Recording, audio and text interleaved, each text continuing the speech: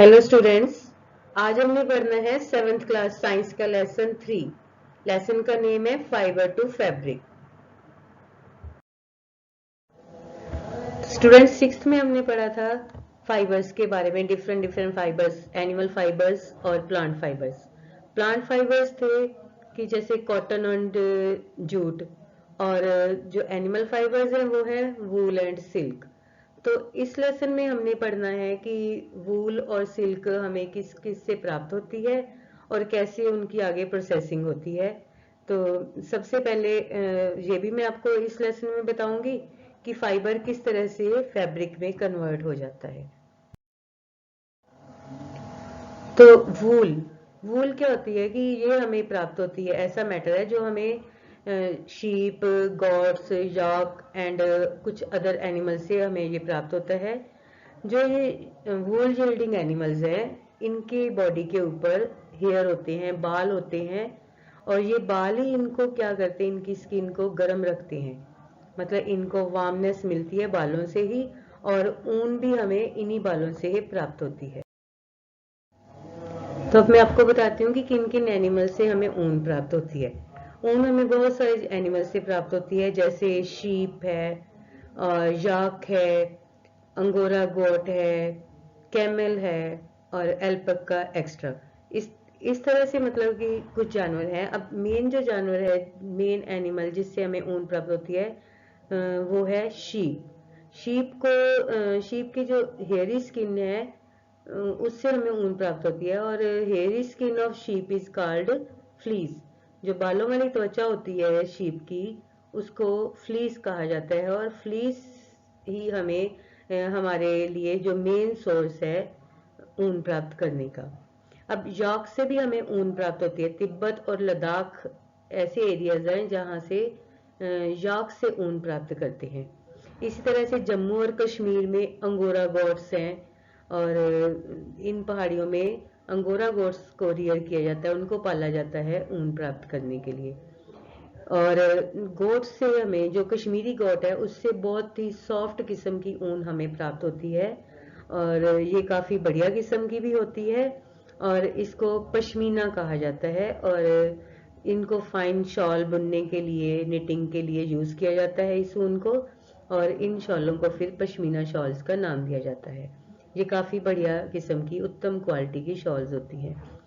और इसी तरह से जो कैमल के बाल हैं, उनसे भी ऊन प्राप्त की जाती है।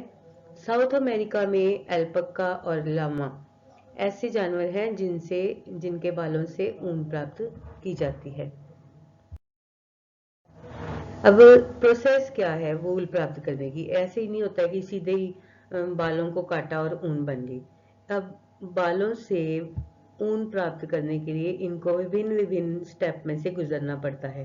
कौन कौन से स्टेप है? पहला स्टेप है शेयरिंग, कटाई करना, बालों को काटना।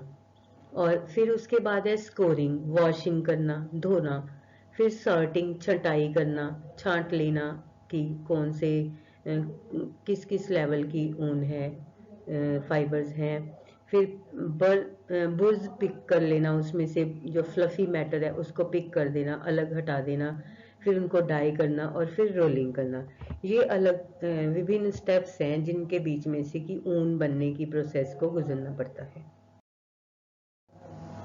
अब शेयरिंग क्या होती है? ये पहला स्टेप है ऊन प्राप्त करने का। इस स्टेप में क्या होता है कि जानवर की जो फ्लीस है उसको काट लिया जाता है। और फ्लीस क्या होती है? एक ये पतली लेयर होती है, पतली लेयर स्किन की होती है, जो कि भेड़ के शरीर के ऊपर या अदर जानवरों के शरीर के ऊपर पाई जाती है। और बालों को काटने की, भेड़ के बालों को या इस हेयरी स्किन को रिमूव करने की क्रिया को शेयरिंग कहा जाता है। अब इसको काटने के लिए, बालों को काटने के लिए जो मशीन यूज की जाती है वो उसी तरह की होती है जैसे कि बार्बर यूज करते हैं बालों की कटाई करने के लिए। जो हम लोग जाते हैं कटिंग करवाने के लिए, तो बार्बर जैसे मशीन का यूज करते हैं बालों को काटने के लिए, ऐसी मिलती जुलती मशीन होती है जिससे कि भेड़ों के बालों को काटा जाता है।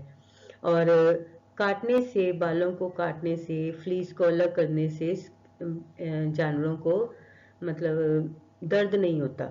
वो इसलिए नहीं होता, ये जो फ्लीस है, स्किन है, ये ऊपरी परत होती है इनकी बॉडी की, और ये बहुत ही ये ऑलमोस्ट डेड स्किन होती है, इसलिए इनको उतारने से इन जानवरों को कोई फर्क नहीं पड़ता। अब इसके बाद स्टेप आता है स्कोरिंग का। स्कोरिंग में क्या किया जाता है कि जो शियर्ड स्किन है, जो कटे हुए बाल हैं, उनको बड़े बड़े टैंक्स में डाल के वॉश कर लिया जाता है, और इससे फिर उनको उनमें से ग्रीस को, डस्ट को, डर्ट को, गंदगी को, इन सबको रिमूव कर दिया जाता है, पूरी तरह से साफ हो जाती है। और आजकल ये प्रोसेस जो है, ये जो स्कोरिंग की प्रोसेस है, वो मशीनों के द्वारा कर ली जाती है, इससे थोड़ा टाइम भी सेव हो जाता है। इसके बाद स्टेप आता है सॉर्टिंग का और पिकिंग बुल्स, छटाई करना, कि जो हेयरी स्किन जो वॉश कर ली जाती है, उसको फिर उसकी छंटाई होती है, सॉर्टिंग होती है, अलग अलग टेक्सचर इसमें से अलग कर दिए जाते हैं। और जो ऊपर से जो फ्लफी फाइबर है, जिसको कि बुर कहा जाता है, वो चुग ली जाती है। बुर क्या होती है, जैसे ऐसी मैटर होता है, जैसे हम लोग देखते हैं स्वेटर में कई बार सो जाते हैं स्वेटर पहन के, तो ऊपर फ्लफी से ऐसे उभार से आ जाते हैं, उसको बुर कहा जाता है। तो इसी तरह से फाइबर्स में से भी बुर को निकाल दिया जाता है, और बुर निकालने के बाद फिर ये रेडी हो जाती है, ये जो फाइबर हैं आगे अगले अपने स्टेप के लिए रेडी हो जाती है। तो नेक्स्ट स्टेप आता है इसका डाइंग। तो बच्चे देखो, जो मेन हमें शीप और गोट से जो फाइबर प्राप्त होते हैं, वो ब्लैक, ब्राउन या वाइट कलर के होते हैं। तो इनको और ज्यादा कलर में शो करने के लिए इनको डाई किया जाता है। डाइंग के बाद फिर आता है रोलिंग का स्टेप। जो डाई हो जाते हैं जब, तो फिर डाई होने के बाद इसको, इन फाइबर्स को स्ट्रेटन किया जाता है, सीधे किया जाता है। सीधे करने के बाद इनको कॉम्बिंग की जाती है इनमें, और फिर इनको यार्न के रूप में रोल कर लिया जाता है, यार्न बना ली जाती है इससे।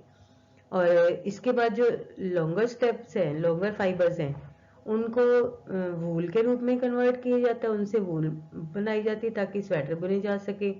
और जो शॉर्टर स्टेप फाइबर्स रह जाते हैं, उन फाइबर्स को फिर से स्पन किया जाता है, और उनको फिर आगे वूलन क्लॉथ्स में कन्वर्ट कर लिया जाता है।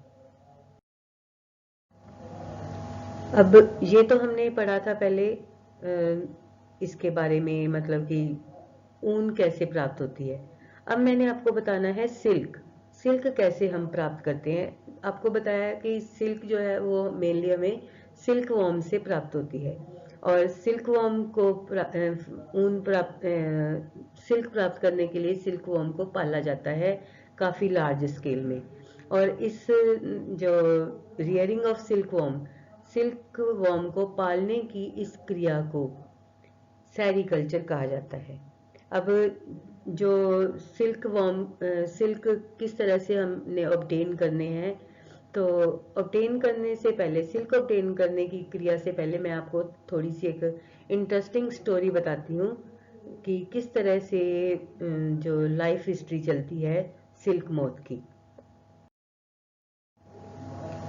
अब सिल्क मोथ से सिल्क कैसे प्राप्त होती है। बेटे देखो, जो अडल्ट सिल्क वॉर्म्स हैं, वो जो फीमेल है सिल्क वॉर्म, वो पहले अंडे देती है, और सैकड़ों की संख्या में अंडे होते हैं। ये अंडे फिर बाद में लार्वा में कन्वर्ट हो जाते हैं।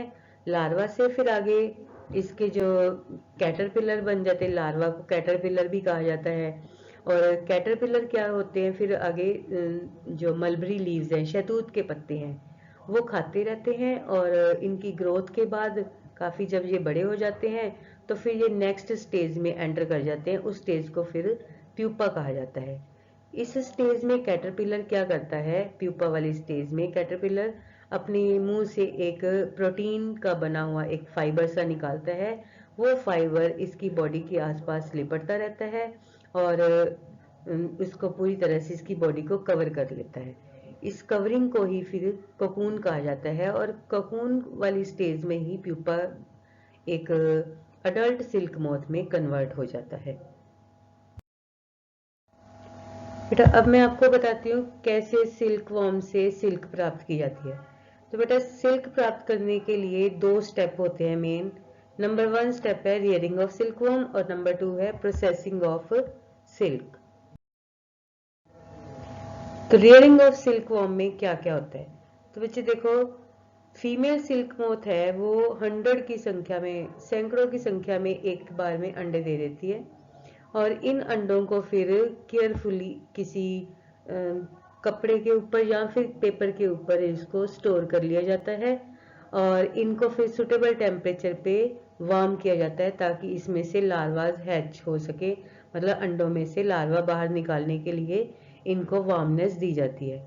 फिर आगे जो लार्वा है, लार्वा को कैटरपिलर कहा जाता है और ये दिन प्रतिदिन खाते रहते हैं। जो लीव्स है, मलबरी लीव्स है, वो खाते रहते हैं। इनको रखा भी जाता है, एक क्लीन बैम्बो ट्री में रख दिया जाता है इन लार्वास को और वहाँ पे ताज़ा शहतूत के पत्ते चॉप करके रख लिए जाते हैं और 25-30 दिन तक ये लगातार खाते पीते रहते हैं दिन रात। और फिर जब इतने दिन बीत जाते हैं तो फिर ये कैटरपिलर क्या होते हैं, खाना बंद कर दे जाते हैं। खाना बंद करके फिर ये एक बैम्बू के एक छोटे से चैम्बर में शिफ्ट हो जाते हैं और वहाँ जाके फिर ये स्पिन करना शुरू कर देते हैं और मतलब कहने का कि इनके मुंह से फाइबर निकलना शुरू हो जाता है।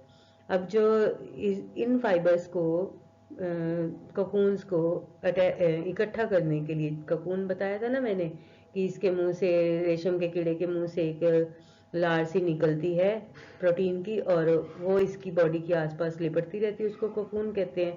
और कोकून को इकट्ठा करने के लिए छोटे छोटे रैक्स या फिर तिनके ट्विग्स साथ में अटैच कर दिए जाते हैं और कैटरपिलर या सिल्कवॉर्म अब कोकून को मतलब कि कोकून स्पिन करता है और फिर इसके अंदर ही ये सिल्क मोथ के रूप में डेवलप। अब सिल्क की प्रोसेसिंग कैसे होती है? सेकंड स्टेप है processing of silkworm, processing of silk.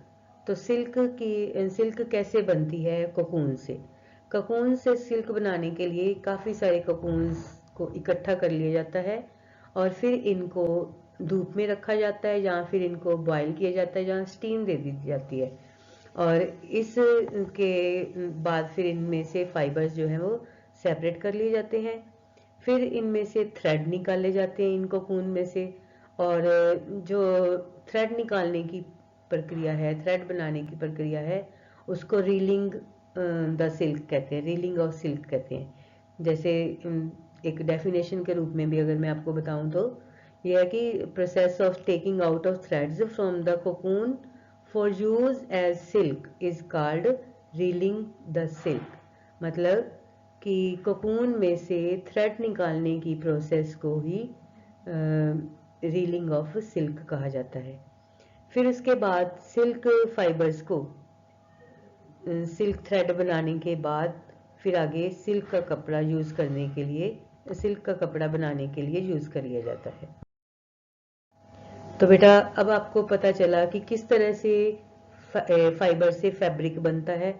तो बेटे अगर आपको ये सारी बात समझ में आ गई है तो अपने माइंड में रखना है इसको। और बच्चे अगर आपको कोई मिस हो भी चुका है, कोई पीछे से लेसन आपको नहीं समझ आया या दोबारा समझना चाहते हैं तो बेटा मेरे चैनल को आप एक बार सब्सक्राइब कर लेना, फिर आपको वो वाले अपने जो चैप्टर्स हैं पीछे वाले वो भी दोबारा से मिल जाएंगे, वहाँ से आप वो देख सकते हो। ओके बेटा, थैंक यू।